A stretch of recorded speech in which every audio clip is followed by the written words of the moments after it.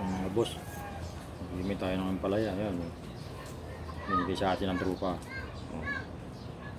Ayan, ito ang paborito natin, dahon ng ampalayang ligaw. Ayan. Mga hindi nakakain ng gulay dyan, mga bata, kumain na kayo.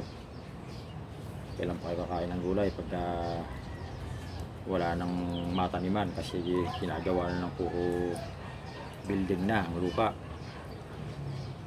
Tinatayo na ng mga building kaya wala nang mataniman. Pagdating ng araw wala nang gulay, saka pa lang kakain ng gulay kung kailan wala nang makain gulay. Kumain kayo ng gulay para umabang buhay, hindi yung puro masarap ang kinakain. Masarap ang kinakain nyo, maigli naman ang buhay nyo, pag-uli na lang kayo. Ayan. Ayun, may uod pa. Ayan, sama na natin yan para masarap. Sama na yan. Ang lamang po.